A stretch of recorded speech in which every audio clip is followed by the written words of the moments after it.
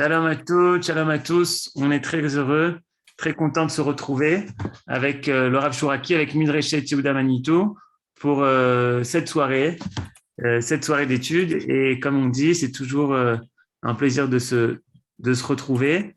Et on va donc parler ce soir du mot de la fin avec le Rav Shuraki pour Midreshet Yehuda Manitou. Et comme vous l'avez dit précédemment, vraiment la fin de la paracha, elle annonce celle d'après, puisque Vaikra Shem Hamakom Hahu Machanaim, en fait, il se prépare déjà à la rencontre avec Esav. Dechavod Rav Shuraki.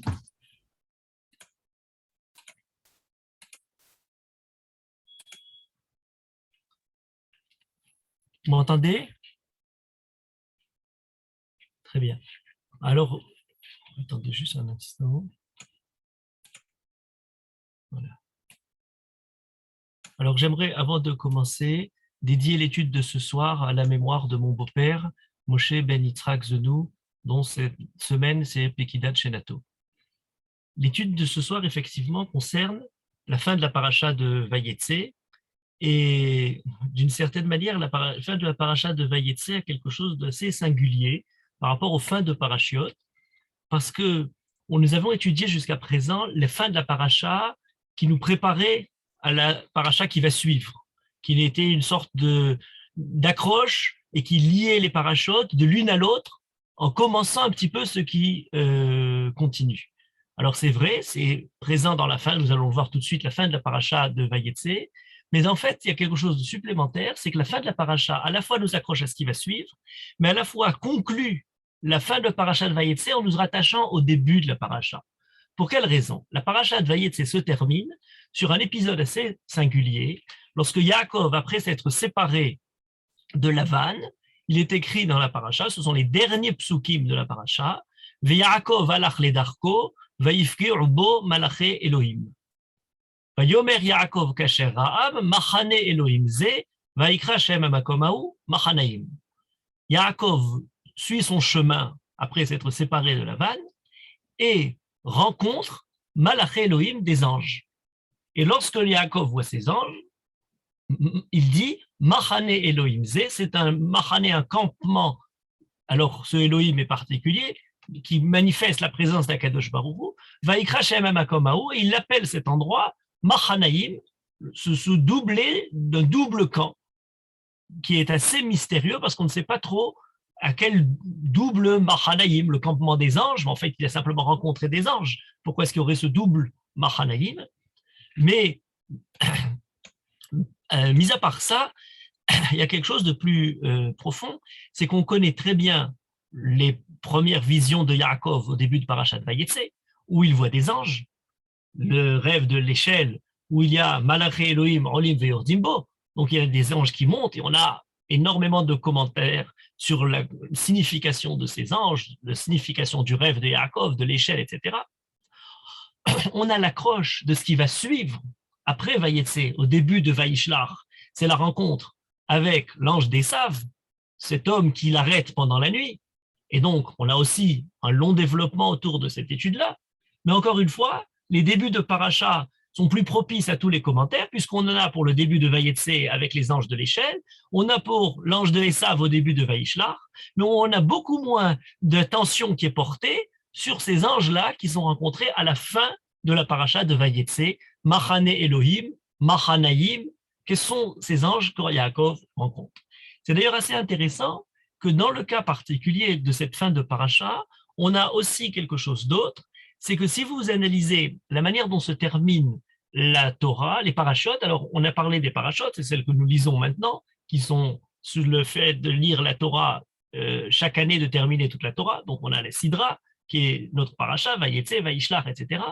Mais on a aussi, par exemple, les prakim, les chapitres, qui sont bien plus tardifs, vers le début du XIIIe siècle, où on a, à propos de ces chapitres-là, qui ne sont d'ailleurs pas d'origine juive, c'est lorsqu'on a arrêté de connaître assez bien la Torah comme l'étudier dans le peuple juif, les chrétiens se sont mis à vouloir connaître la Bible, et pour donner une référence dans un verset, ils n'arrivaient pas à savoir où ça se trouve, il fallait donner des chiffres, le nombre du chapitre, le nombre du verset, et de cette façon retrouver où se trouvait tel verset. Alors que chez nos maîtres, à la fois, bien entendu, dans le Talmud, mais même chez les autres commentateurs, Rashi ou autres, lorsqu'on parle d'un verset, on dit c'est un verset dans Michelet, c'est un verset dans Daniel. Ah bon, si on a dit dans Michelet, dans Daniel, bien entendu, tout le monde le connaît, tout le monde s'en souvient. Il suffisait de nous rappeler le livre dans lequel il se trouvait. On n'a pas besoin de préciser jusqu'au chapitre.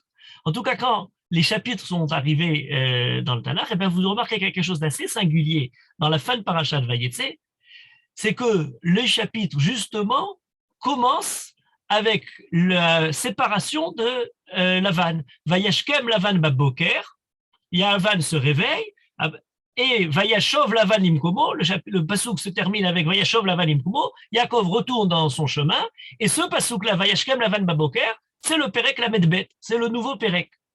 D'après une autre version, celle du Tanar de Koren, il y a une différence, surtout le Perek Lamedbet avec un pasouk de différence. Le Perek Lamedbet commence avec Veyaakov alach ledarko, notre deux derniers psukim en question. C'est très intéressant. La façon de couper les prakim nous fait nous endormir le soir dans le Perek Lamed Aleph et nous réveiller le matin au Perek Lamed Bet. Yaakov se réveille et c'est déjà dans le nouveau Perek, mais qui parle à la fois de la séparation de Lavan, de cette nouvelle journée qui commence, de la suite de l'histoire. Comme si on avait pris les deux derniers psukim, ces anges rencontrés, et on les avait raccrochés avec la paracha de Vaishlach. Or, dans la coupure des Chachamim, de Vayetse Vaishlach qu'on a, et en plus de ça, dans la façon de couper les parachiotes qui sont ptuchot, c'est-à-dire que dans le Sefer Torah, quand il y a un blanc qui est inscrit à la fin de la paracha, eh bien, à la fin de Vayetse, il y a la fin de la ligne qui est restée en blanc pour bien marquer une coupure entre Vayetse et Vaishlach, pas suivant les chapitres que font les chrétiens, mais par la façon traditionnelle de rattacher ces anges-là à la fin de la paracha de Vayetse.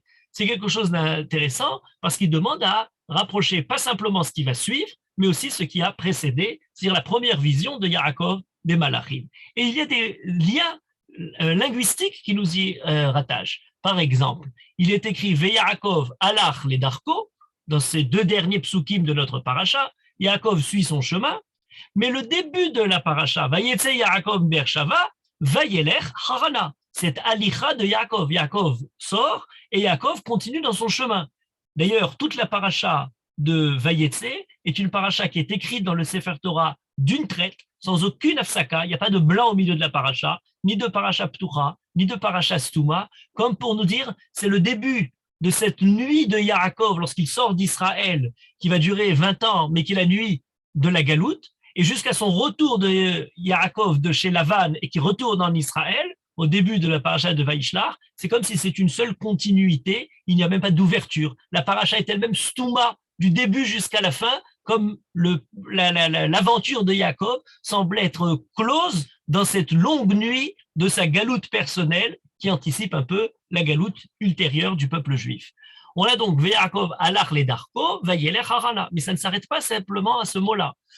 On nous parle de Vaïf Gerubo Malaché Elohim. Il rencontre ces anges d'Akadosh Baruch Hu. Au début de la paracha, ce même terme, qui n'est pas courant, est employé pour parler Vaïfga Bamakom. Vaïf Gerubo à la fin de la paracha, Vaïfga au début de la paracha, pour parler de cette rencontre qu'il fait avec un endroit, avant de rencontrer dans son rêve, de voir les anges. Mais ça continue plus loin. Le mot Makom est employé, Vaïkra Shema Makom Aou, Vaïfga Bamakom. Et lorsqu'ici, dans notre paracha, alors au début de la paracha, on le voit beaucoup, Vaïfga Bamakom, Vaïshkav Bamakom Aou, Yesh Hashem Bamakom Azé. Jusqu'à un certain moment, on ne sait plus d'ailleurs si ce Makom, c'est le lieu physique ou c'est Akadosh Baruch Hu qui est appelé Makom, qui se révèle, Vaïfga Bamakom, il rencontre Akadosh Baruch Hu, et peut-être pas simplement le lieu physique. Et la fin de la paracha, on a Vaïkra Shem Makom Aou Machanaim. Voilà encore un autre endroit, et il est appelé Makom de la même façon, mais c'est pas simplement il est appelé Makom. Il a aussi le fait de donner le nom à l'endroit. Vaïkra Shem Makom Aou. Comme au début de notre paracha, suite à son rêve, Vaïkra et Shem Makom Aou, Bethel. Il appelle le nom de cet endroit Bethel. Vous voyez, il y a une longue reprise à la fin de la paracha sur beaucoup de termes entre le début de Vayetse et la fin de Vayetse. Ce qui nous fait dire, la fin de paracha se termine sur quelque chose qui à la fois reprend ce qui a commencé au début de Vayetse et en même temps nous prépare à ce qui va venir. C'est je vais dire, la troisième rencontre de Yaakov avec des anges, puisqu'on a la première avec l'échelle, la seconde avec ces anges de Mahanaïm, Malaché Elohim, et la troisième, c'est l'ange d'Esav, ce qui lutte avec lui pendant la nuit. Alors, comme une première lecture, la plus classique, la première que tout le monde connaît, celle de Rashi, Rashi nous dit, les anges qui montent, qui quittent Yaakov, qui montent au moment où il part vers Lavan, sont les anges d'Eret Israël, et lorsqu'ils le quittent et viennent prendre la suite de l'accompagnement de Yaakov, les anges de Chutz-Laretz, et quand Yaakov revient en Israël, il rencontre à nouveau les anges d'Eret Israël qui viennent le recevoir pour retourner en Israël. Donc ces anges-là qui retrouvent sont effectivement des anges qui donnent la résonance avec le début de la paracha, puisque ce sont les mêmes qui sont montés et qui redescendent maintenant pour reprendre la suite du chemin de Yaakov. Et de cette façon-là, Mahanaïm, le doublé de Mahanaïm, sera à la fois Mahanaïm, le moment de la rencontre entre le camp des anges de Chutz La'aretz et ceux d'Eret Israël, qui se rejoignent à cet endroit-là, qui se séparent à cet endroit-là. On est en train de terminer, de boucler d'une certaine manière le voyage de Yaakov. Ceux d'Eret Israël et ceux de Chutz La'aretz interchangent leur garde, leur accompagnement de Yaakov. Certains en rajoutent sur cette explication en disant, et ceux d'Eret Israël sont bien entendu à un niveau supérieur. À chaque fois qu'on progresse dans la Kedusha, on a les anges qui correspondent au degré de Kedusha dans lequel on se trouve, et donc il faut arriver, en rentrant en Israël, à obtenir ces anges particuliers à Eret Israël. De la même façon, Rabbeinu Bechaye nous dit, lorsqu'il est écrit Ka'asher Ra'am, il est au début lorsqu'on dit Vayomer Yaakov Kasher Ra'am Machane Elohim Ze, c'est quoi ce Kasher Ra'am? Comme quand il les a vus, il dit qu'il ne faut pas le comprendre dans le fait simplement de voir, mais il faut le comprendre dans le sens de quand il les a reconnus. C'est-à-dire qu'en fait, il s'est rendu compte que c'était les mêmes anges. Il les a Ra'am dans le sens, il a vu les anges qu'il avait déjà quittés dans sa première vision, celle du début de la paracha. Le Rashbam, Rabbi Avraham Ibn Ezra, nous dit ces anges-là sont venus l'aider à ce moment-là, le protéger dans son chemin maintenant, comme Akadosh Baruch Hu lui a dit, Ushmarticha bechol asher teler, je te garderai là où tu iras. Ki malacha v'yetzavelach lishmor cha badarer. Voilà qu'Akadosh Baruch Hu envoie ses anges pour le protéger. Alors pourquoi juste maintenant? Il avait des anges qui l'ont protégé en allant chez Lavan. Eh bien, il y a différents niveaux de protection qui touchent Yaakov. Par exemple, Rabbi Yitzhak Abravanel commente cette protection des anges en disant le fait de s'être séparé de Lavan, en éliminant toutes les différentes attaques, mesquineries, conduites et différents accords et conditions que Lavan a imposés à Yaakov, eh bien, en se séparant de Lavan, d'une certaine manière, il s'en affranchit et il retrouve sa nature profonde pour pouvoir voir dans son degré de prophétie des anges d'un niveau supérieur. Comme il avait vu les anges au début dans la vision de l'échelle, de la même manière, il ne pouvait les voir tout le temps où il se trouvait chez Lavan. Ou alors, dans une autre lecture qui est assez proche de celle-là, eh bien, c'est que lorsqu'il dormait le soir en Eret Israël, avant de quitter Eret Israël à Bethel, il rêve et il voit des anges. Lorsqu'il dort au retour d'Israël, il voit Sarosh el Esav, il voit, maintenant il rencontre des anges, mais lorsque chez Lavan, à Haran, il va dormir, il voit des moutons à Olim Alatson, il se met à rêver de moutons. Lorsqu'on commence à rêver de moutons, quand on se trouve loin d'Israël, il est vite temps de rentrer à la maison pour arrêter de voir, la prospérité pour compter les moutons le soir et pour voir le nombre d'affaires qu'il a pu faire ou qu'il n'a pas pu faire ou qu'on a voulu lui dérober et retourner à se mettre à rêver d'ange. Le rêve d'Israël est un rêve d'ange, le rêve de Chutz La'aretz est un rêve de mouton. Il faut savoir pourquoi, qu'est-ce qu'on veut choisir. Dans le même ordre d'idées, mais avec une petite nuance, le Ramban, Nachmani, dans son commentaire, pose une question sur Rashi qui dit qu'il s'agissait des anges d'Eret Israël, puisqu'il va rentrer en Israël. Il dit, ah mais non, on se trompe d'endroit. Ce n'est pas les anges d'Eret Israël du tout, puisqu'il est au Ma'avar Yabok. Et le Ma'avar Yabok, le fleuve du Yabok, n'est pas la frontière d'Eret Israël, c'est la frontière entre Ammon et Moab. Et donc il explique que ce n'est pas particulièrement Israël, mais c'est le fait d'affronter les ennemis qu'il va avoir, et en l'occurrence Édom, et en l'occurrence Esav qu'il va rencontrer, qu'il fait qu'Akadosh Baruch Hu lui envoie cette garde, cette protection rapprochée. Il a plus besoin d'avoir des anges qui le gardent, puisqu'il va rencontrer finalement Esav. Et le Tzror Rabor renchérit en rajoutant l'élément de quitter la vanne. Eh bien, il dit la Shrina s'était éloignée de lui quand il y avait Yavan, au même titre que lorsque Abraham se sépare de Lot. Il y a un passouk très intéressant qu'on ne fait pas souvent, qu'on ne prend pas trop en considération. Il est écrit Shem Amar el Avraham, Achare Ipared Lot Merimo. Après que Lot ait quitté Abraham, Akadosh Baruch Hu a parlé à Abraham. Comme si le fait que Lot était encore avec Abraham empêchait Abraham d'avoir la révélation plus grandiose d'Akadosh Baruch Hu. Et là, nous dit le Baal Tzeror Hamor, Rabbi Avraham Saba, dans son commentaire sur la Torah, quelque chose de très intéressant. Il dit pourquoi il y a ce doublé de Mahanaïm. Il dit Vaïvgeubo Malaché Elohim, le nom Elohim, et le nom qui parle de la Midata Din, de la rigueur, de la justice, de la façon dans laquelle Akadosh Baruch Hu intervient de manière parfois, dans le côté juste, mais qui peut être violent. Et dans l'idée de Pgia, il dit dans ce sens-là, c'était une Pgia dans son sens premier. Il avait envoyé ses anges, l'Ifgo Abo. C'est pas Vaïfgabo Malach Elohim, il a rencontré les anges, mais il y avait des anges de Midatadin, parce que Yaakov avait fait un accord avec Lavan. Lavan est un idolâtre, il ne faut pas avoir de commerce avec un idolâtre, il ne peut pas avoir d'accepter même les conditions qui nous sont dictées par ce genre de personnage, et le fait que Yaakov ait accepté les conditions de Lavan sont déjà en tant que telles quelque chose qui attire à Yaakov la Midat ad-Din. On se souvient d'un célèbre commentaire du Rashbam qui fait précéder, le texte fait précéder la Akedat Yitzhak de l'accord d'Abraham avec Avimelech, et le Rashbam explique, Akadosh Baruch Hu dit à Abraham, puisque tu fais un accord avec Avimelech sur Eretz Israël, comment tu peux te déposséder de la terre qu'Akadosh Baruch Hu a promis à ta génération, à ta descendance? Eh bien, amène ton fils à la Hakeda. La Hakeda serait la suite de cet accord qu'Abraham a fait avec Avimelech. De la même manière, dans notre cas particulier, les anges viendraient Midat ad-Din. Mais, et c'est là l'originalité du commentaire de Rabbi Avraham Saba, qui était lui-même un grand Mekoubal, il dit oui, mais lorsque Yaakov, Ka'asher Raham, lorsqu'il les a vus, il a dit Machane Elohim Zé. Machane Elohim Zé, le Zé est un peu superflu. C'est quoi ce Machane Elohim? Lorsqu'il les a vus, il a dit Machane Elohim. Voilà un campement d'anges d'Akadosh Baruch Hu. Pourquoi ce Zé?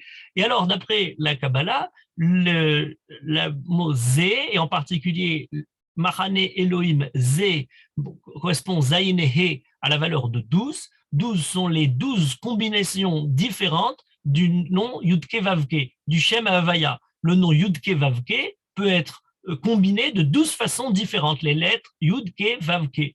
Et donc, en fait, il y aurait association au nom Elohim, qui est le nom de la Midat ad-Din, le nom Yudke Vavke, la Havaya, qui est le Midat Arachamim. Voilà une idée très intéressante. Le passage de Yaakov lorsqu'il rencontre ces anges-là, c'est le moment où il y a Midat ad-Din qui est associé, qui veut se transformer pour Yaakov en Midat Rachamim. Lorsqu'il dit Vaïvgeu bo malach Elohim, ils veulent l'ifouko abo, dans le sens premier, attaquer Yaakov, et par la prière de Yaakov, par la justice de Yaakov, le droit de Yaakov, il prie pour Yaakov, et au contraire, il protège Yaakov, et ça se transforme en Rachamim. Ce point est intéressant, il donne l'idée du Machanaïm. D'après Rabbi Avraham Saba, Machanaïm est une double conduite, présence d'Akadosh Baruch Hu, Midat ad-Din et Midat Arachamim. Vous allez voir que cette idée de Midat ad-Din et Midat Arachamim est très féconde pour nous, parce qu'à travers elle, on entrevoit les différents aspects de la conduite d'Akadosh Baruch Hu dans les périodes plus difficiles, comme celle de Yaakov qui est en Galout, dans la nuit, ou celles qui sont plus heureuses, lorsque Yaakov, Adalot Hashachar, le jour se lève et il y a la bonté d'Akadosh Baruch Hu qui apparaît. Toute la vie de Yaakov étant perpétuellement balancée entre ce Midat ad-Din et Midat Rachamim, entre des périodes de bonheur et des périodes de grande difficulté, d'adversité pour Yaakov. Mais nous allons retrouver ça tout à l'heure plus profondément. Derrière cet élément, on a quelque chose de fondamental et qui est un sujet très vaste. Et c'est le sujet que j'aimerais traiter de manière, comment dire, rapidement, malgré tout, mais comment dire, plus essentielle, c'est ces anges-là, les malachim d'une manière générale. C'est un sujet très, très intéressant parce que qu'est-ce que c'est qu'un malach? Et c'est longuement été développé par nos maîtres et notamment par le Rambam dans beaucoup de chapitres, dans les chapitres qu'il consacre à la prophétie, il y a plusieurs chapitres qu'il consacre aux révélations des anges qui se trouvent dans la Torah, qui ont, semble, discuté avec les Havot, rencontrés. Chez Avraham Avinu, on a l'impression qu'ils peuvent manger même. Qu'est-ce que sont toutes ces malachim? Que signifie la notion même de malach? Comment peut-on la comprendre? Et vous allez voir, on va arriver à une conclusion assez étonnante. C'est que peut-être nous vivons une époque où les anges n'ont jamais été aussi présents qu'actuellement. Alors, on y arrivera tout à l'heure, mais nous allons essayer comment dire, d'entrevoir les différents sens qui sont donnés par tous ces anges et finalement arriver au malachim dans lesquels nous sommes confrontés, j'allais dire, journalièrement. Alors, pour commencer, la position du Rambam. La Rambam a comment dire, deux points. Premier point, première grande idée du Rambam, les malachim, à chaque fois qu'ils apparaissent, n'apparaissent en aucune façon saisis par nos sens. Il n'est pas possible de les voir avec les yeux, il n'est pas possible de les entendre avec les oreilles, il n'est pas possible de parler avec eux, ils n'ont aucune consistance matérielle, concrète, tangible dans le monde physique, dans le monde matériel. Et c'est un gros débat très très profond. Pour le Rambam, à chaque fois qu'apparaissent des anges dans la Torah, même s'ils semblent parler avec les Havot, même s'ils semblent faire quelque chose, agir, c'est toujours dans une vision prophétique. C'est un débat fondamental qui a partagé le Rambam d'un côté, Maïmonide, et de l'autre côté le Ramban, Nachmanide, et qui s'y est opposé de manière fondamentale. Je vais y revenir dans un instant. En tout cas, c'est la première idée. Les anges, pour le Rambam, ne sont qu'une vision prophétique, et pas quelque chose de concret dans le monde des sensibles. Deuxième point, pour le Rambam, il y a toute une série d'anges. Qu'est-ce que c'est les anges? Alors, il nous donne toute une série de définitions. Par définition, malach, c'est quelqu'un qui a une mission, qui est envoyé. C'est quelqu'un qui est un shaliach. Et donc, en fait, nous dit le Rambam, tous ceux qui remplissent la fonction qui leur a été donnée, qui remplissent le rôle qu'on leur a attribué, à chaque fois où il y a quelqu'un qui vient servir la volonté d'Akadosh Baruch Hu, c'est un malach. Alors ça va très loin, parce que de cette façon-là, les lois de la nature, pour le Rambam, sont des malachim. Ce sont les lois qu'Akadosh Baruch Hu a créées pour faire agir sa volonté dans le monde de manière continue, dans le monde de la nature, dans le monde quotidien.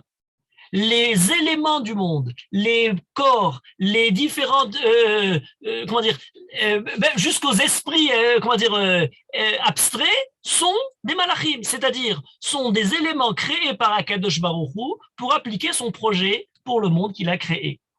Toute notion abstraite qui arrive à mettre en place la parole d'Akadosh Baruch Hu, par exemple la prophétie, eh bien, elle est la parole d'Akadosh Baruch Hu, est un ange qui est envoyé par Akadosh Baruch Hu.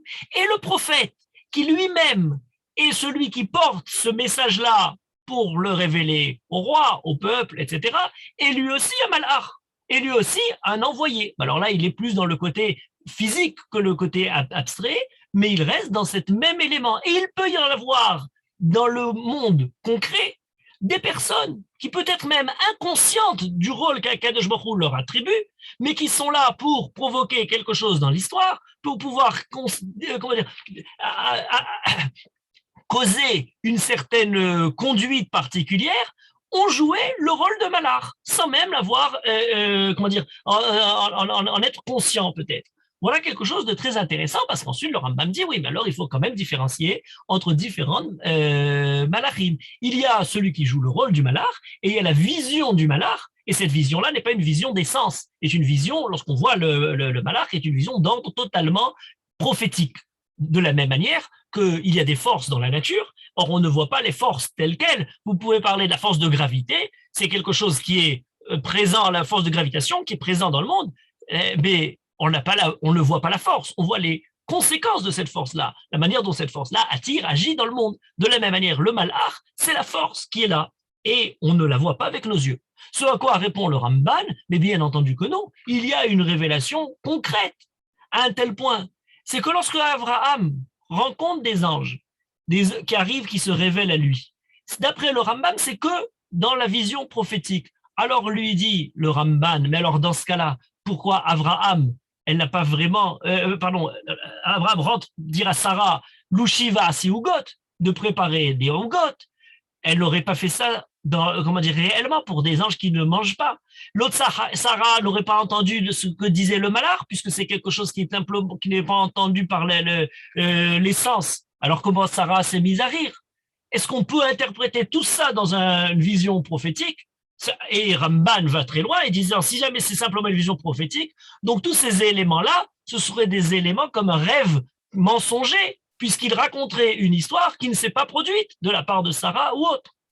C'est très intéressant ce débat, parce que Rabbi Yitzhak Abravanel, à part son commentaire sur la Torah, a écrit aussi un commentaire très important sur le Moreh Nevuchim, sur le guide des égarés, et sur les chapitres que Rambam consacre au Malach, dans le guide des égarés, Rabbi Yitzhak Abravanel commente en disant, mais pas du tout, c'est pas une objection ce que dit Ramban, en disant, bah, dans ce cas-là, tous les éléments de la vision d'Abraham, qui est une vision prophétique, eh bien, c'est pas des choses négligeables, parce que dans la vision prophétique, chaque détail a aussi son importance. Il est important de voir dans la vision prophétique qu'Abraham court pour essayer de recevoir ses invités, va pour préparer ce repas à ses invités, même s'il ne s'agit pas d'un repas dans le monde du concret, il s'agit de quelque chose d'essentiel, c'est la nature même du chesed d'Abraham, de l'Achnasat Tochim qui est évoqué là. C'est pas du tout quelque chose qui serait un halom sheker.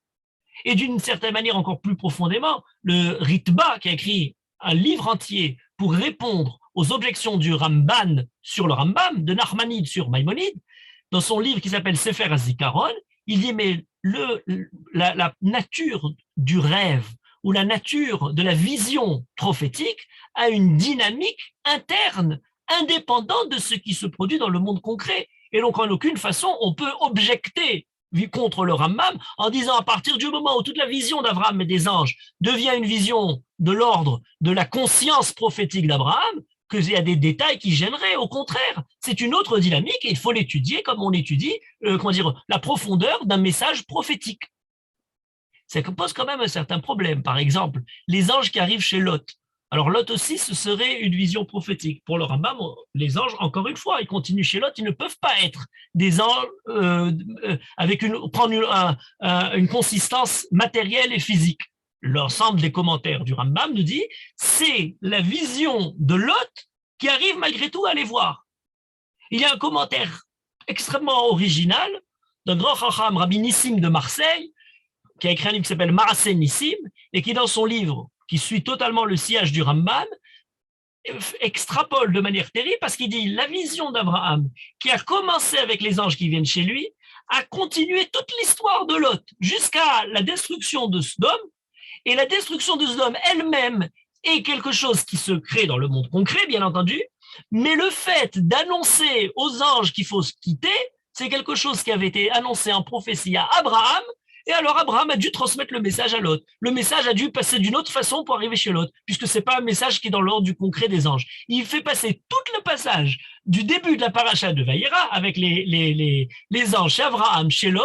D'après lui, tout ça est dans la vision d'Abraham. C'est quelque chose qui pousse l'idée du Rambam à, j'allais dire à l'absurde, au maximum dans lequel on peut tirer cette idée du rêve. Même Rabbi Yitzhak Abravanel, dans son commentaire du Moreh Nevuchim, à la différence de son commentaire sur la Torah, lorsqu'il interprète le rêve d'Abraham qui lui fait voir la vision des anges, il dit que non, le rêve d'Abraham s'arrête quitte Abraham, et il y aurait deux descriptions, une description dans la vision des anges qui arrivent chez l'autre et une autre description qui serait celle des anges qui arrivent réellement. Il y aurait, d'après Rabbi Yitzhak Abravanel, deux descriptions d'une même réalité.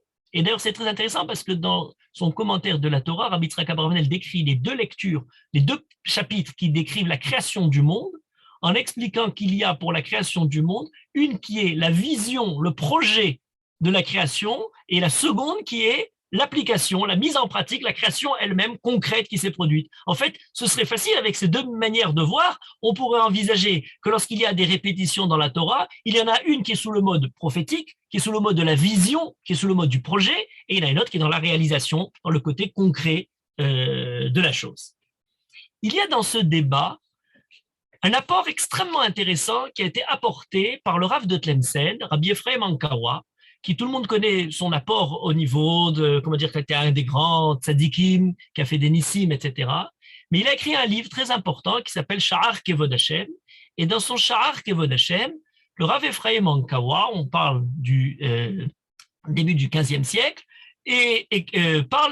défend aussi le Rambam des objections du Ramban, de Nachmanide, et il traite de manière très longue le problème des malachim, des anges, et des visions prophétiques des anges.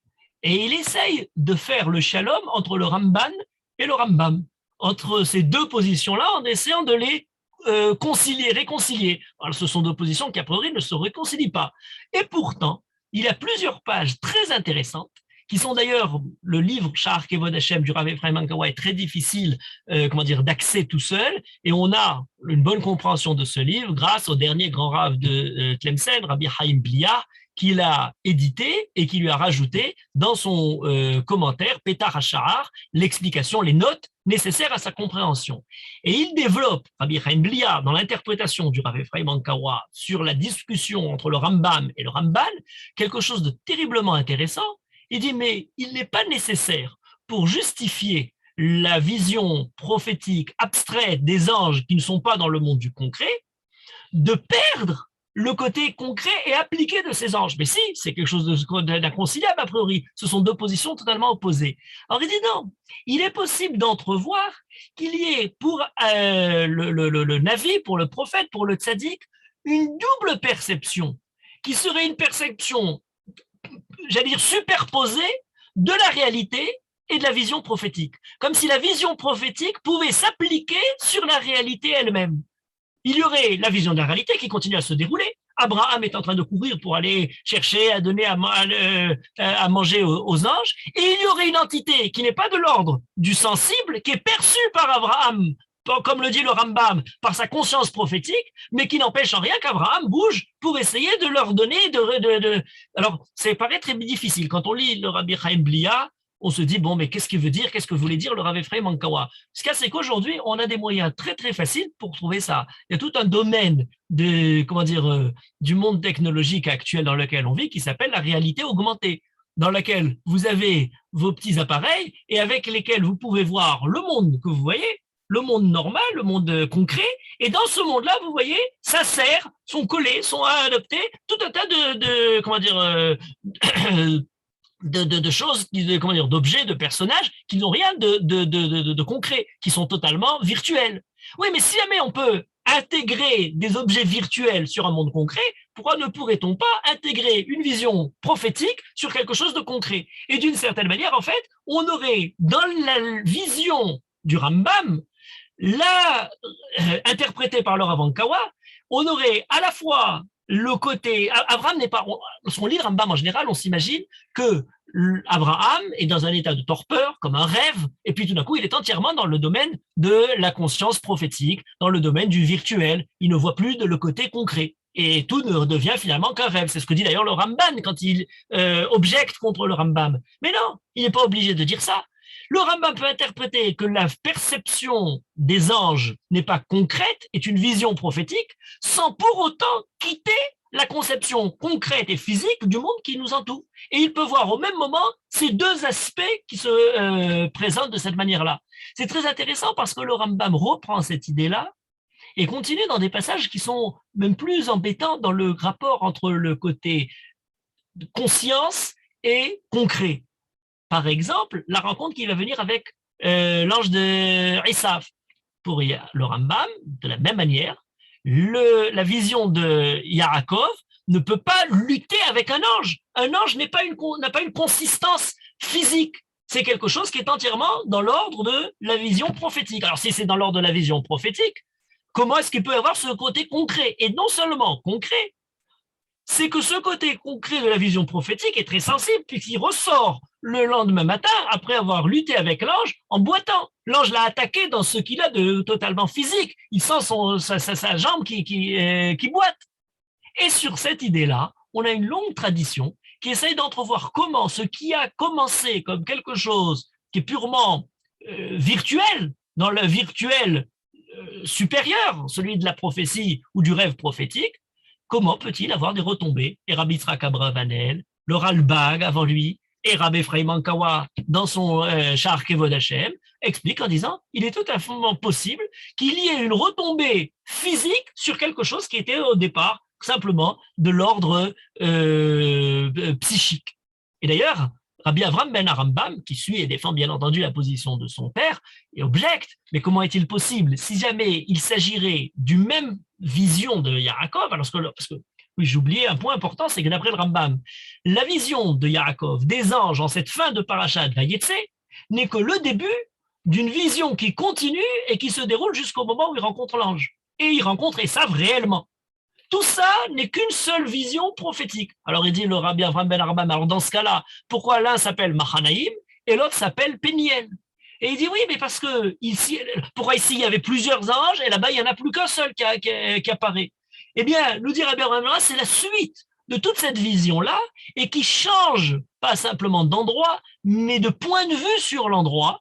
Et en fonction de ce qu'il rencontre, au début, des anges qui lui disent, qui mettent en pratique la peur, l'anxiété de Yaakov vis-à-vis de la rencontre qu'il va avoir avec Esav et qui essayent de le réconforter jusqu'à la rencontre réelle avec le Sarosh el Esav, cet homme qui l'arrête en chemin. Voilà, ces deux endroits-là se réunissent dans une seule entité de cette vision prophétique. Il y a d'ailleurs une question intéressante qui se pose ensuite chez les commentateurs du Rambam, c'est qu'est-ce qui se passe dans le passage lui-même de la rencontre avec les gens d'Esav, les cadeaux que Yaakov a envoyés. Est-ce que c'est que les anges de cette fin de paracha, la rencontre avec le Sarosh el Esav, ou au milieu on a les cadeaux envoyés? Est-ce que tout ça c'est une seule suite, ou il y aurait quand même au milieu un arrêt dans la description pour nous raconter quelque chose qui est dans le monde concret? C'est très intéressant parce que la façon d'approcher ce genre de problème qui aujourd'hui nous semble, on se dit bon, la vision prophétique, des choses totalement lointaines de notre monde, qui semblent si loin de la prophétie ou de la révélation des anges dans le monde, et bien pourtant, beaucoup de ce qui concerne le virtuel et la réalité elle-même, la possibilité pour nous d'entrevoir, d'ailleurs, parfois, sur une même vision, quelque chose qui serait un film concret, dans lequel l'image est réelle et s'intégrerait en même temps des personnages qui seraient des personnages d'animation, est quelque chose qui nous paraît commun. Mais ce côté commun, de façon, amusante pour la distraction, pourrait avoir quelque chose qui nous donne l'intuition de ce qui a pu se produire dans cette lecture du Rav Blia et du Rav Ankawa sur le passage de Yaakov. D'ailleurs, dans le livre du Zohar, on explique quelque chose de très intéressant en rapprochant le début de notre paracha et la fin de la paracha, où on nous dit le début de la paracha, ce sont des anges qui ne sont que dans la vision de Yaakov, comme il est écrit, puisqu'il s'endort et il voit des anges dans la nuit. Mais maintenant, ces anges-là prennent consistance réelle et Yaakov les voit plus dans la nuit, mais dans le côté éveillé. Et c'est dans ce côté éveillé qu'il arrive à voir les choses. Alors tout d'un coup, le côté éveillé lui permet de voir, on regarde la marloquette, Rambam et Ramban, est-ce qu'il voit des entités qui sont éveillées, mais qui sont de l'ordre de la prophétie, ou ce sont des êtres tangibles? Mais en tout cas, l'idée reste là. Et ce qui nous permet de retrouver la question par laquelle on avait commencé. C'est quoi ces Mahanaïm, ce côté double de ce campement des anges qu'il rencontre? Alors on a dit tout à l'heure, Rachid disait, c'est les anges de Chutz La'aretz, et c'est les anges d'Eretz Israël. Rabbi Avram Ibn Ezra nous dit il y a deux campements. Autour de son camp à lui-même, physique et concret, à Kadosh Baruch Hu, on voit un deuxième camp pour le protéger. C'est le camp des anges. Mahanaïm, ce serait le camp qui est doublé, le sien et celui des anges qui sont là pour le protéger d'Esav. Et nous dit Rabbeinu Bechaye, c'est pas simplement le camp de Yaakov et les anges à côté, mais d'une manière générale, il dit il y a toujours pour le tzaddik une sorte de parallèle entre sa conduite dans ce monde et les anges dans les mondes supérieurs. Le tzaddik agit ici et influence les anges. Ce sont des envoyés dans les deux sens. Et donc, en fait, il y a sur terre la conduite de Yaakov pour se protéger, mais Akadosh Baruch Hu, en parallèle, lui donne, de manière symétrique, comme on parlerait d'une it'aruta d'iltata, un éveil d'en bas, et une it'aruta d'il'aila, et un éveil supérieur, d'au-delà, qui vient pour aider à la ishtadlut personnelle, à l'apport et à l'activité de l'homme, l'aide nécessaire qui la complète, le complément d'aide qui viendrait minashamaim. Machanaim, c'est plus deux catégories d'anges, c'est pas simplement le camp qui protège Yaakov, mais c'est le côté double de la réalité que Yaakov entrevoit, celle dans laquelle il vit dans ce monde et celle qui le protège d'un niveau supérieur de la réalité. Et donc finalement, on n'est plus très loin. La conscience de Yaakov, la conscience du prophète et le côté concret sont deux niveaux qui pourraient parallèlement, en même temps, agir dans, dans l'histoire d'Abraham, de Yaakov, etc. D'ailleurs, le Seforno qui continue cette idée-là, en disant c'est le Machanaïm, le Machané des anges et le Machané de Yaakov, il dit d'ailleurs, il est écrit Machané Zé. Pourquoi il dit Machané Elohim Zé, Machané Elohim Zé, ce Zé? Et ce Machané Zé, il ne voudrait pas parler de celui des anges, mais il dit par le fait d'avoir rencontré maintenant Malaché Elohim, il n'y a plus de doute que Machané Zé, le mien, celui des hommes, celui terrestre, et Machané Elohim est inspiré d'Akadosh Baruch Hu.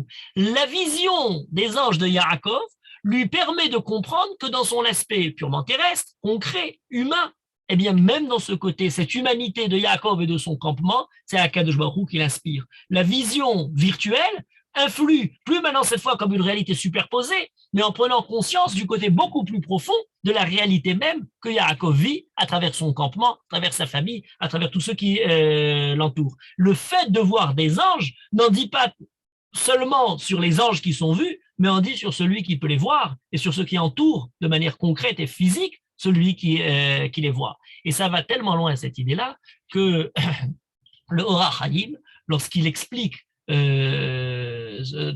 dans son commentaire, il explique ces deux aspects justement de Yaakov. Yaakov envoie des anges à Esav sous forme de personnes. Yaakov Malachim les Fanav. Malachim, c'est des anges ou c'est des envoyés? C'est le mot qui semblerait dire le côté envoyé dans son côté.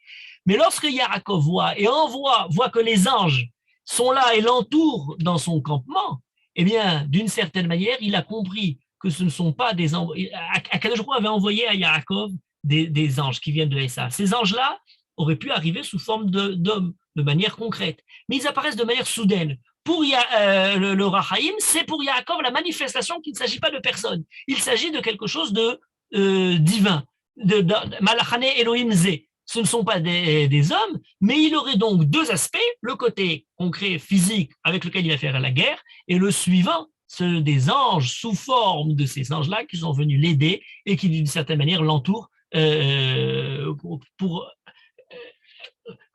le protéger de Esav. Rabbi Yitzhak Abravanel poursuit ça et donne encore une étape supplémentaire. Il abandonne complètement les anges. Il abandonne complètement le côté concret de ce qu'Akadosh Baruch Hu a envoyé. Yaakov se rend compte qu'il s'agit d'anges et pas d'envoyés. Il va plus loin, puisque d'après la définition par laquelle nous avons commencé, à savoir que les malachim, d'après le Rambam, ça peut prendre la forme d'une personne qui porte en lui un certain rôle et qui est envoyé d'Akadosh Baruch Hu sans avoir la conscience même de l'être. Mais il dit tout simplement, peut-être qu'à ce moment-là, il y avait des gens qui étaient en chemin, des gens qui étaient dans des caravanes. Il dit Nashim Midianim Soharim, comme on en verra après avec Yosef. Et ce caravane-là a annoncé à Yaakov que les Esav étaient loin et que voici que d'autres, les gens de Esav se rapprochaient. Et le fait d'arriver pour annoncer une telle chose à Yaakov a été perçu par Yaakov à ses yeux Kemalaché Elohim. Machané Elohim, Zé Machané Kemalaché Elohim. Il a vu comme des anges d'Akadosh Baruch Hu à travers l'intervention d'Akadosh Baruch Hu dans une situation qui pourrait être banale pour lui donner le renseignement que Esav arrive. C'est très intéressant parce qu'on retrouve ça à d'autres reprises. Lorsque Yosef va voir ses frères, on dit il rencontre un homme et il lui dit où sont mes frères et il le ramène un peu plus loin. Et le Midrash nous dit, c'est quoi Vaïmsae Wish? Non, c'est un ange. qui est là pour justement le détourner. C'est quelque chose d'assez surprenant, parce que cet ange-là est celui qui va provoquer la rencontre de Yosef avec ses frères, la vente de Yosef et la suite de l'histoire. Voilà, qui rencontre quelqu'un de physique, mais en fait, ce personne-là, c'est un ange qui a pris cette forme-là. Alors, encore une fois, vision Rambam et Ramban, comment c'est vrai, mais ce qui est très intéressant, et c'est ce que dit Rabbi Yitzhak Abravanel, eh ben, c'est que tout simplement, il peut y avoir quelqu'un que vous avez rencontré dans la rue, qui vous a arrêté une minute pour demander l'heure, et par conséquent, vous avez raté le bus, et toute l'histoire de la suite continue, les personnages secondaires, mais ce sont des anges envoyés par Akadosh Baruch Hu pour détourner, pour changer un peu le cours de l'aventure. Voilà quelque chose de très intéressant, qui va très loin dans l'application de ces anges-là.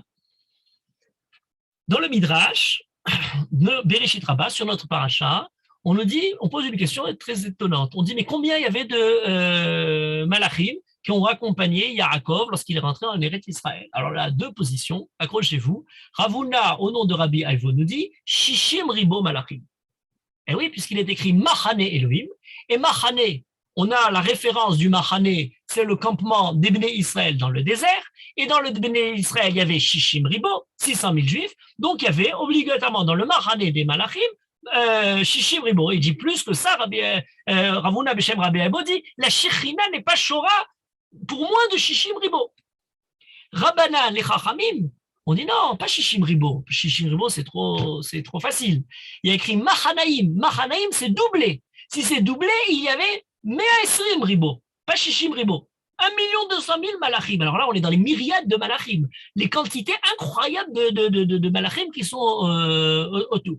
Et on dit d'ailleurs, c'est très intéressant, parce que la suite de Midrash dit, et c'est de ces malachim-là, Lakar Me'elu ou Me'elu, et il a envoyé Prosbori, les Fanav, il a envoyé Vaishlar Yaakov Malachim, les Malachim qu'il envoie chez Esav. Alors, il y en a qui ont expliqué ça en disant Me'elu, d'après notre première lecture de tout à l'heure, c'est-à-dire les Malachim de Chutz La'aretz et les Malachim de Eretz Israël. Mais, d'après d'autres commentaires du Midrash Rabbah, il a envoyé Me'elu ou Me'elu, des Malachim du Machane humain de son campement à lui, et des Machane Shechina et du campement spirituel de tous ces anges-là qui l'entourent. Et dans la suite de ce Midrash, Rabbeinu Bechaye nous explique qu'ils sont appelés Machanaïm comme une sorte de prémonition de ce qui va venir ensuite lorsque le peuple juif va recevoir la Torah. Et là, ça devient stupéfiant parce qu'on avait le peuple juif, Shishim Ribo, effectivement, c'est le peuple juif qui reçoit la Torah. On nous dit non, Yardu Malachim, les Revaot, ou Machane Israël et Shishim Ribo, Shiatsu Yaakov. C'est-à-dire qu'il y a le campement du peuple juif, le peuple juif au nom de la Torah, il y a 600 000 juifs, mais pour Akadosh Baruch Hu, il y a aussi des anges qui sont parallèlement au Ham Israël en train d'assister au Matan Torah. Et ces anges-là sont symétriques au Ham Israël des Revaot. Rechev Elohim Ribotaïm Alfeshinan. On nous parle de Ribotaïm pour nous parler de ce doublé de Ribo dont il y a. S'il y a un Ribo, Shishim Ribo en bas, il y a aussi Shishim Ribo plus haut. Lorsqu'il est écrit dans Shir HaShirim, Shuvi Shuvi Ashulamit, Shuvi Shuvi Velechezebach, Matechezu Bashulamit, Kim Holat Amachanaim. C'est quoi ce Meholat Amachanaim? La danse, ce côté, comment dire, merveilleux, cette jubilation des Machanaïm, de ces doubles Machanot. Eh bien, nous dit Rabbeinu Bechaye, ces doubles Machanot dont on parle, c'est les Machanot du peuple juif et des anges qui sont Zekene Gedze au moment du don de la Torah. Et vous allez dire, on est dans la position purement du Midrash. Le Rambam, dans Igeret Teman, une de ses épîtres qu'il envoie au Yémen, il nous décrit tous ces midrashim à propos du Mahamad Arsinaï, et il nous dit que le Machane Israël était Zéléoumadze, parallèle symétriquement ici-bas au campement des myriades supérieures, et lorsqu'il est écrit Shuvi, Shuvi, Yashulamit, Shuvi, Shuvi, Venechezeba, alors là il y a différents midrash, Shuvi, Shuvi, 4 fois, ce sont les 4 malchouyot qui essaient de ramener le peuple juif vers eux, en les laissant en dehors de recevoir la Torah. Soit quoi, le Passouk répond, Matechezu Bashulamit. Où est-ce que vous pourrez trouver une Shulamite, l'image du peuple juif, Kim Cholat Amachanaim, qui en son honneur, les Machanot supérieurs des anges ont assisté au Machane du Ham Israël. On est complètement dans une autre révélation. Matan Torah a pris pour nous une autre dimension. On a le Matan Torah physique et concret, on a le côté absolu de la présence d'Akadosh Baruch Hu qui descend sur l'Ar Sinaï, mais là tout d'un coup, on a une autre histoire parallèle. J'allais dire comme le Kafa Aleamar Gigit, la montagne qui est retournée comme une guide sur le peuple juif, c'est presque une soucoupe volante dans laquelle il y a tout un tas de spirituels, soit entendu, dans laquelle il y a tout un tas d'anges qui sont là à virevolter au-dessus de tout ça.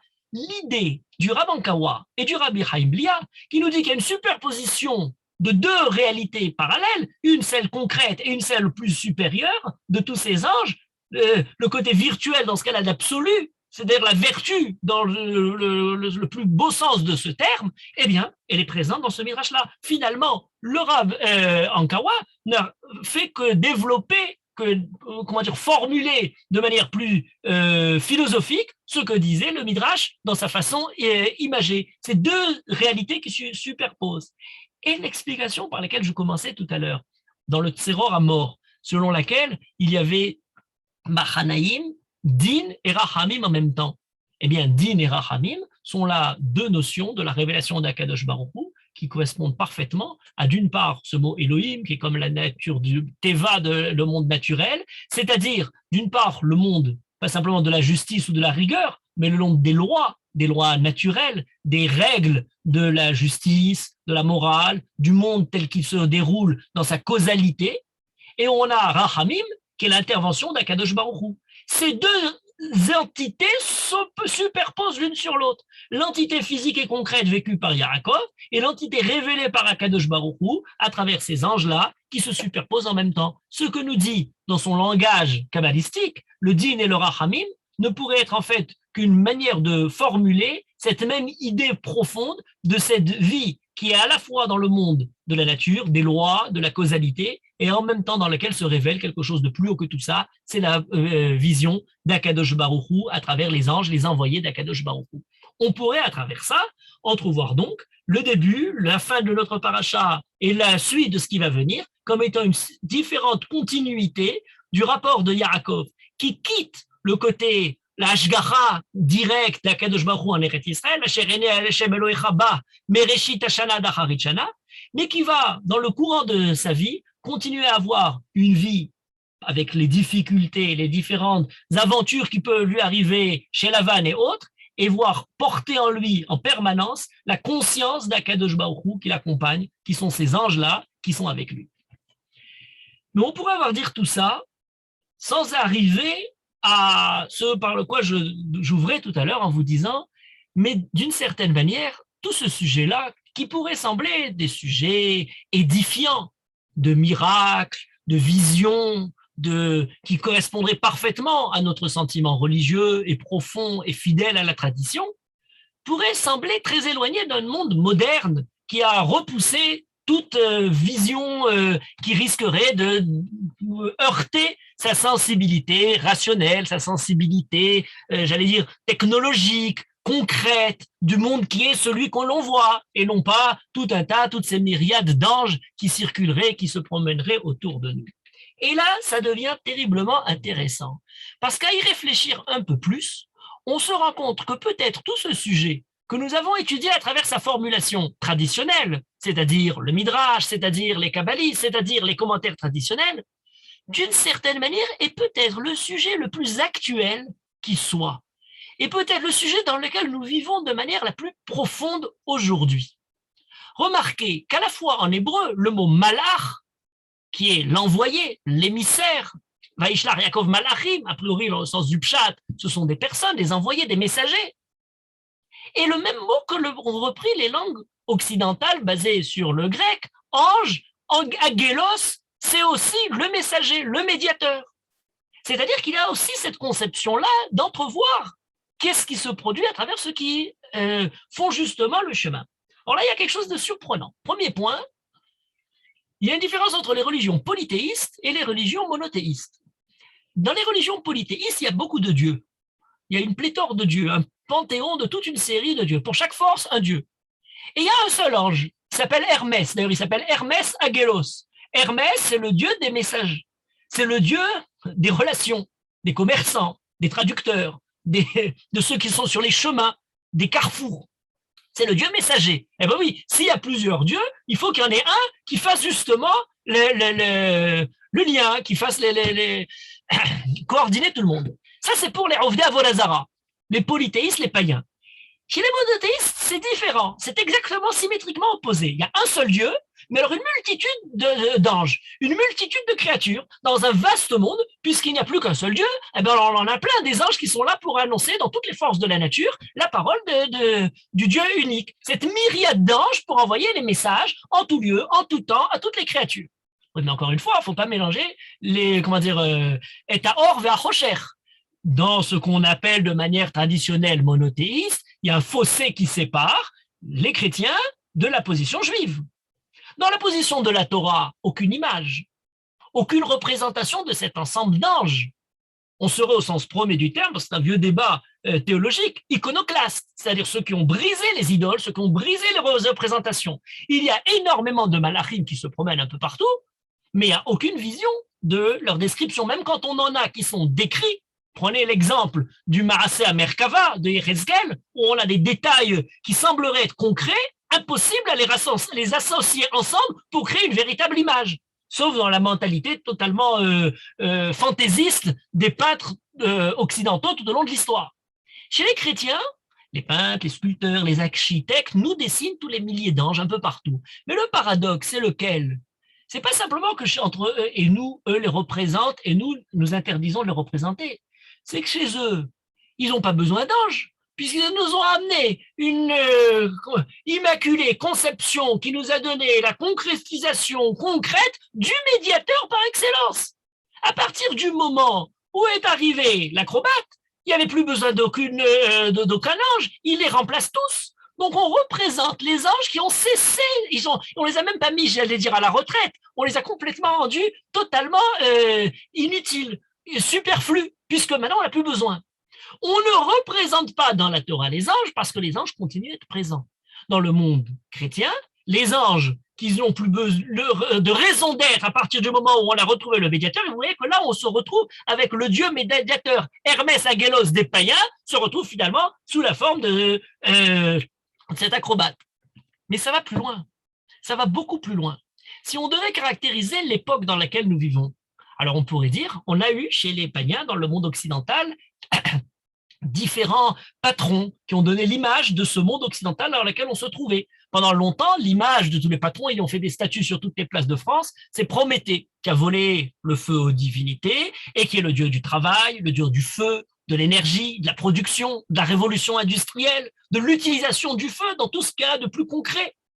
Et il a donné, d'une certaine manière, tout ce thème-là à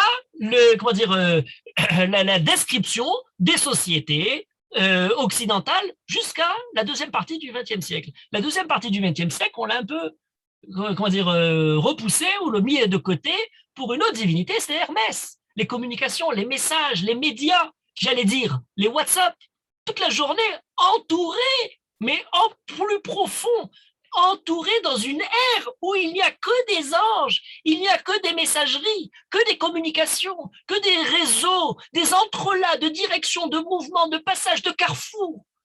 Avant, il y avait des idées d'utopie, le lieu qui n'est pas là, qui pourrait l'être, d'atopie, qui n'a pas de lieu, pas d'extension dans l'espace. Or, aujourd'hui, nous sommes dans le règne de la pantopie. C'est-à-dire que tous les lieux sont partout, sont dans chaque lieu, tous les lieux y sont, et en chaque lieu, tous les lieux, chaque lieu est lui-même en tous les lieux.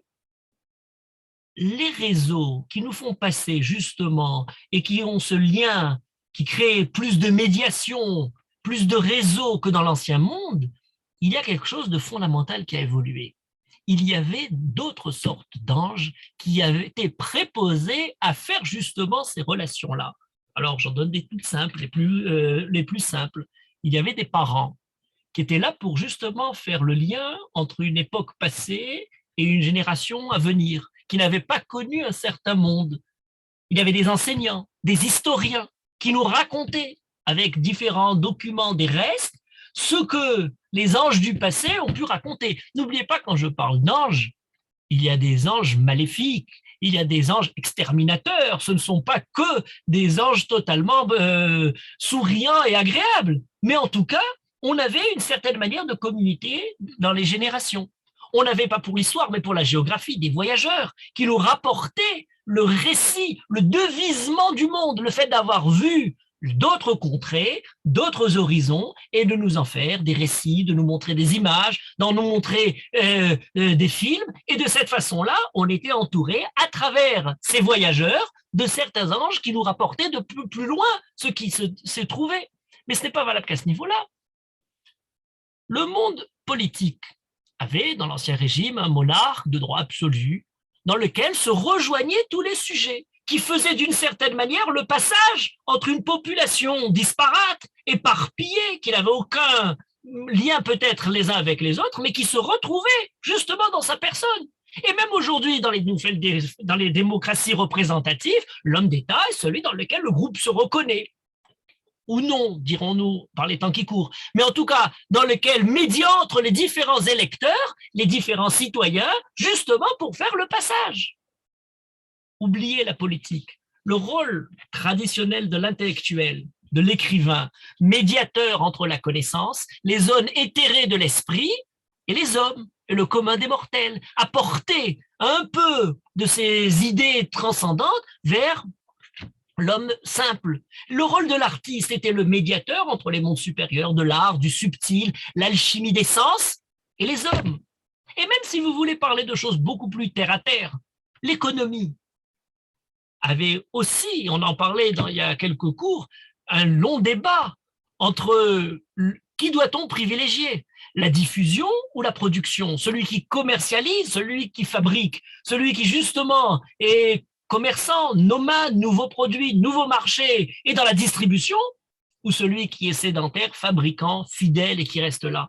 Vous voyez que quel que soit le domaine vers lequel on tourne la tête, on est entouré de messagers, de réseaux, de ceux qui sont là pour faire justement, nous sommes peut-être plus qu'à aucune autre époque rentrés dans l'ère des anges.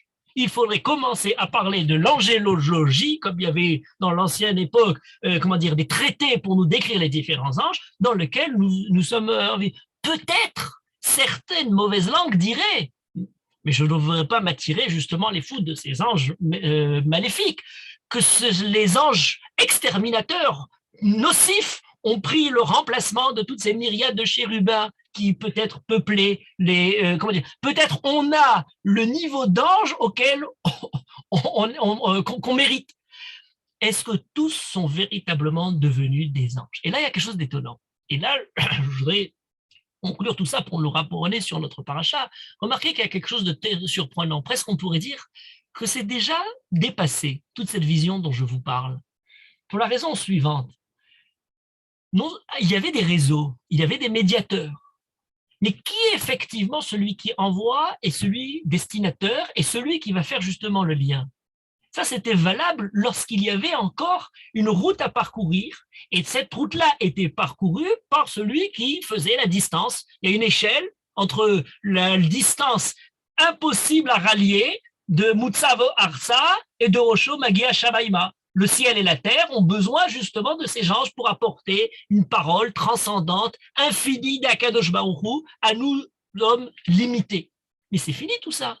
Il n'y en a plus ni d'envoyeur, ni de destinataire. Le message n'existe plus. On n'est plus que simplement dans le transport de cette connaissance, sans avoir véritablement une origine ou pas. D'ailleurs, la preuve, c'est qu'on peut voler le message, le garder, en profiter, fake, parasiter, intercepter.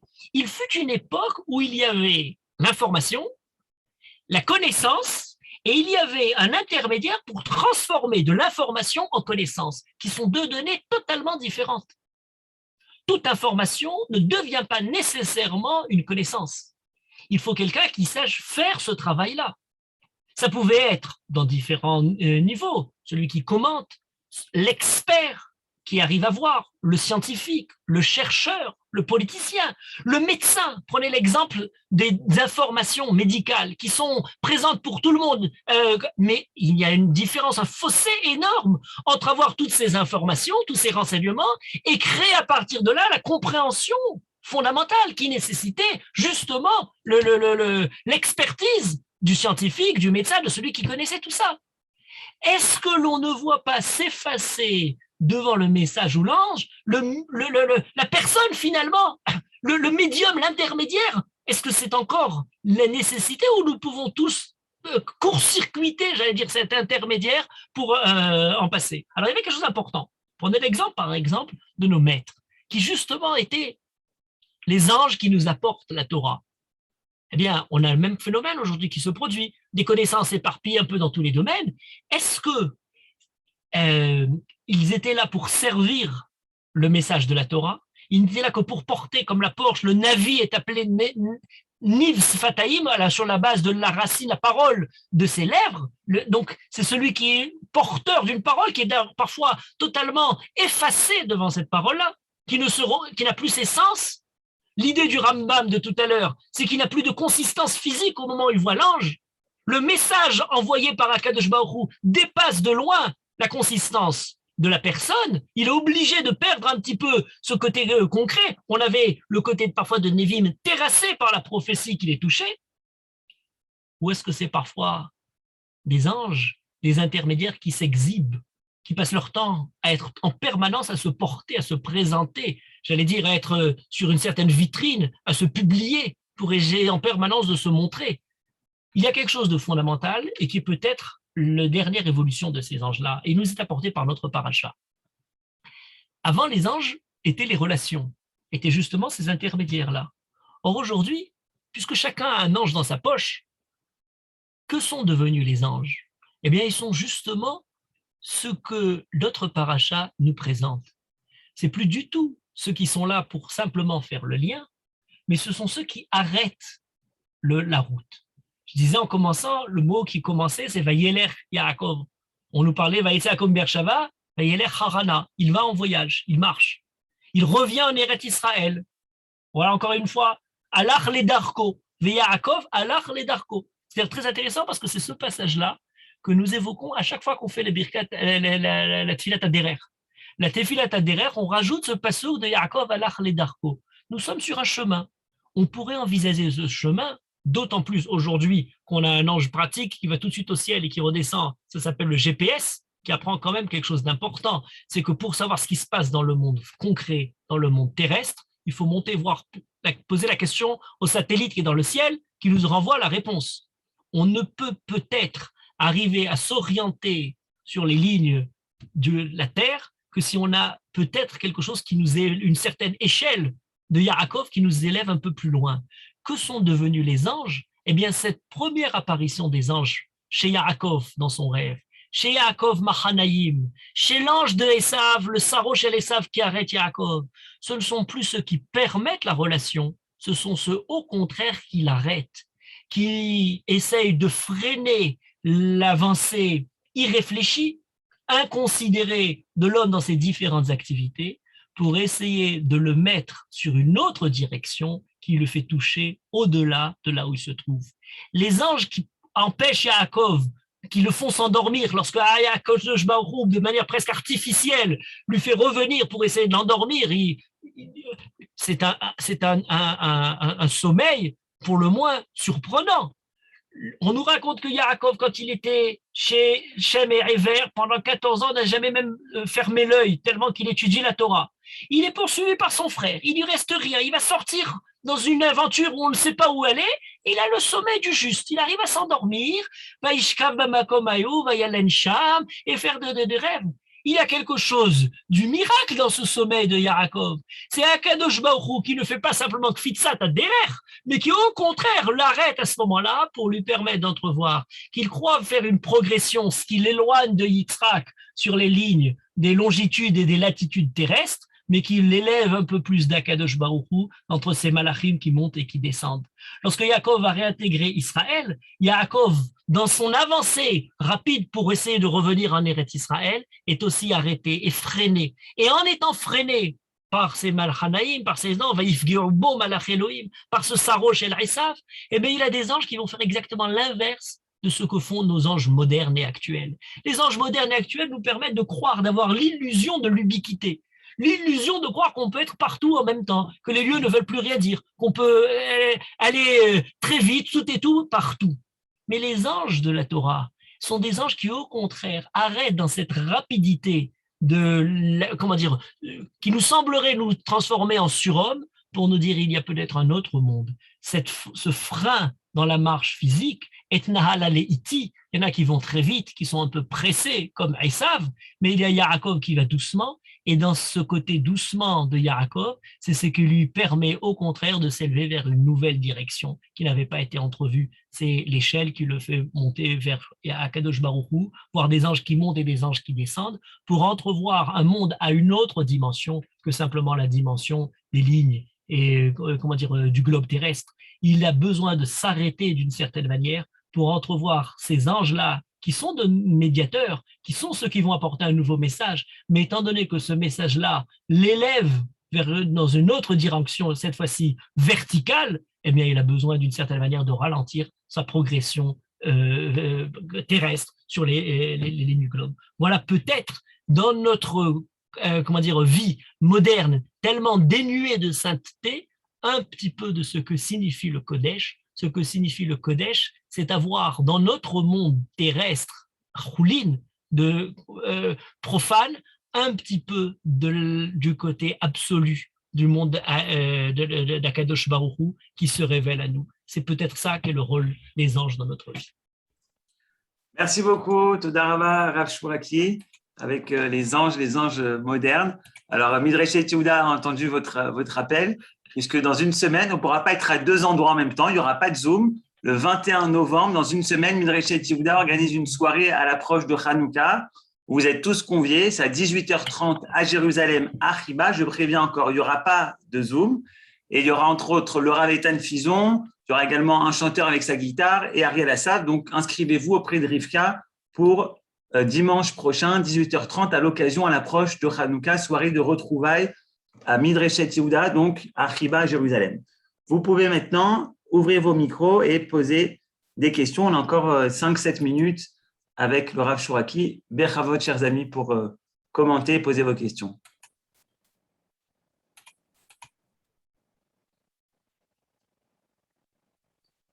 Oui, il y a une question là sur la nomination de Yaakov et Israël. Je ne sais pas vraiment si c'était le sujet. Oui, mais ce n'est pas grave, on peut le dire rapidement, là, comme ça, c'est très long bien sûr, mais Yaakov et Israël, oui. Le fait de progresser et d'entrevoir qu'Akadosh Baruch Hu est dans sa vie, suite à la rencontre avec Sarosh et Esav, lui fait arriver à un autre niveau qui n'est plus simplement Yaakov. Yaakov, c'est-à-dire celui qui est là, Yaakov, qui est tortueux, je dirais, dans toutes les différentes aventures de la vie, et il devient Israël dans l'idée, au contraire, de cette verticale dont je parlais, et celle qui lui donne un autre nom. On prend un nom quand on arrive à une dimension différente, c'est celle d'Israël.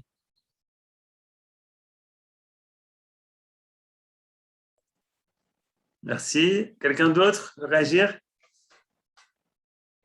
Oui, monsieur Marc, allez-y, vous pouvez ouvrir votre micro. On ne vous entend pas, ouvrez votre micro. On n'entend pas. C'était juste un petit commentaire pour remercier le Rav et lui dire qu'il a prouvé par son propos ce qu'était vraiment un Mélach. Voilà, merci beaucoup. Toda Rava. Eh ben, merci à tous. On aura le plaisir de vous retrouver, Rav, très bientôt.